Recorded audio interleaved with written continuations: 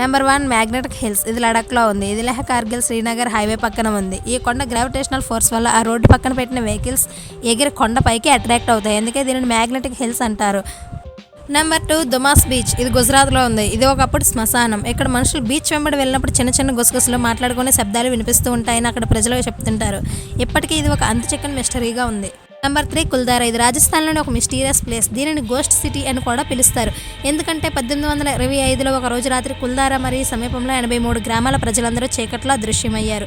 పురాణాల ప్రకారం దుష్ట ప్రధానమంత్రి అయిన సలీం సింగ్ ఆ గ్రామ పెద్ద కూతురిపై దృష్టి సారించాడు.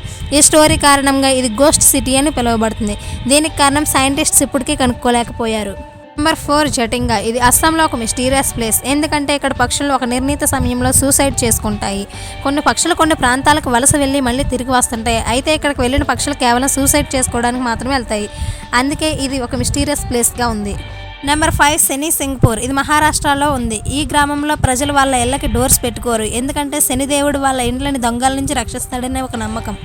నెంబర్ 6 కోడిన్హి. ఇది కేరళలో ఉంది. ఈ ప్లేస్ని ట్విన్ టౌన్ ఆఫ్ ఇండియా అని కూడా పిలుస్తారు. ఎందుకంటే ఈ ప్లేస్లో ప్రజలకి 90% ట్విన్సే పుడతారు. దీనికి కారణం సైంటిస్ట్ ఇంకా ఎక్స్ప్లెనేషన్ ఇవ్వలేకపోయారు. Number 7 Roopkund lake. ఇది ఉత్తరాఖండ్లో ఒక మంచి ప్లేస్. పర్యాటకుల స్వర్గధామం ఉత్తరాఖండ్లో చమోలి జిల్లాలో 6000 మీటర్స్ ఎత్తులో ఈ సరస్సు ఉంది.